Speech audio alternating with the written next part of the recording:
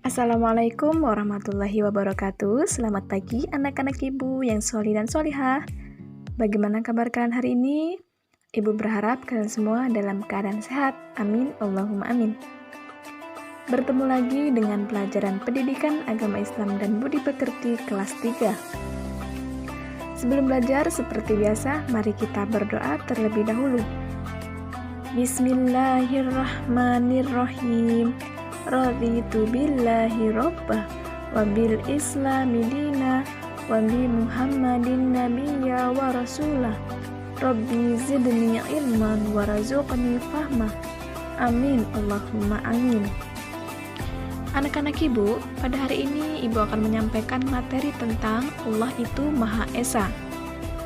Di halaman 30, Allah Maha Esa artinya Allah Subhanahu wa Ta'ala adalah satu dan tidak ada Tuhan selain Allah. Hanya Allah yang wajib kita sembah. Nah, anak-anak ibu, Allah tidak beranak dan tidak pula diperanakan. Tidak ada sesuatu pun yang bisa menyamainya.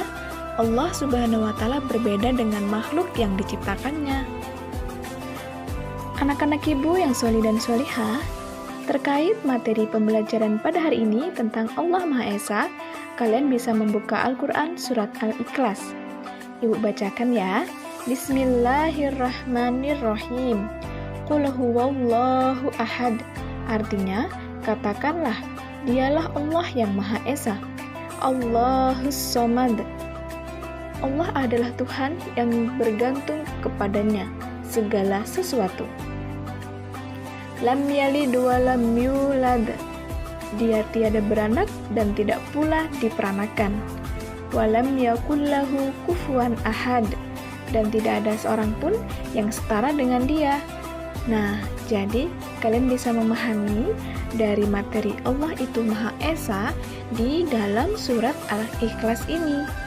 Selanjutnya anak-anak ibu, segala ibadah yang kita lakukan hanya untuk Allah.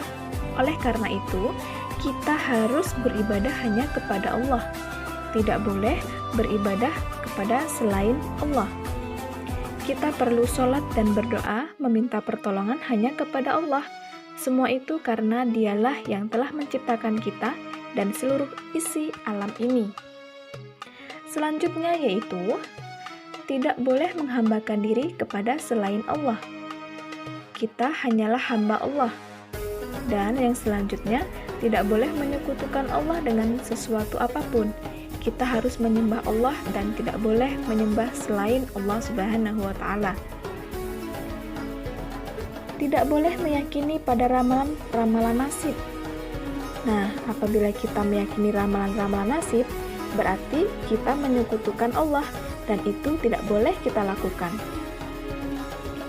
Dan yang terakhir, selalu memperbanyak zikir kepada Allah Subhanahu wa Ta'ala. Zikir diantaranya ada Subhanallah, Alhamdulillah, Allahu Akbar, La ilaha illallah.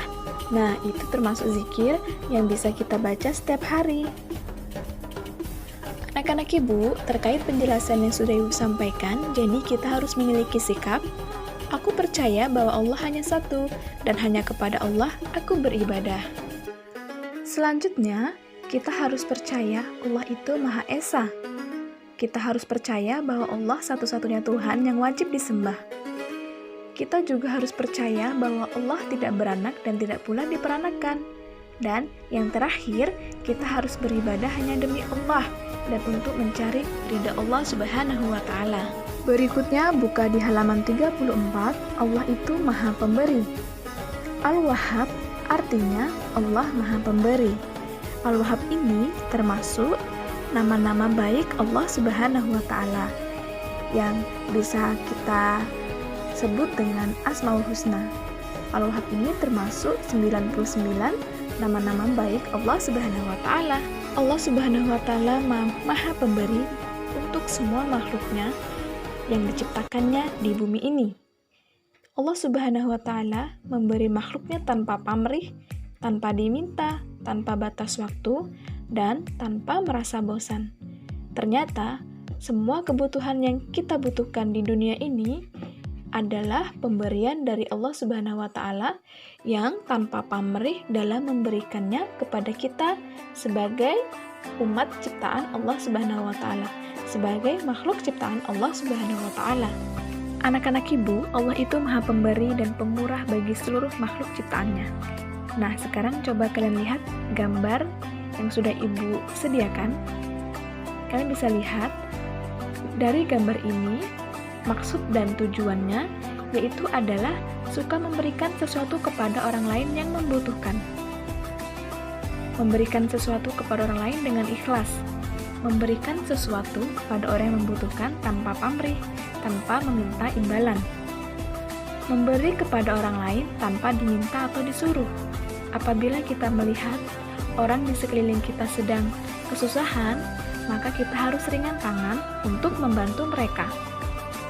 Dan yang terakhir, berusaha memberikan sesuatu kepada orang lain sesuai dengan kemampuan. Jadi, apabila kita mampu memberikan orang lain yang sedang membutuhkan bantuan, maka harus kita bantu dan jangan memaksa di luar batas kemampuan kita ya. Baiklah anak-anak Ibu, itu tadi materi yang sudah Ibu sampaikan. Sekarang, poin insya Allah aku bisa, silahkan kalian kerjakan.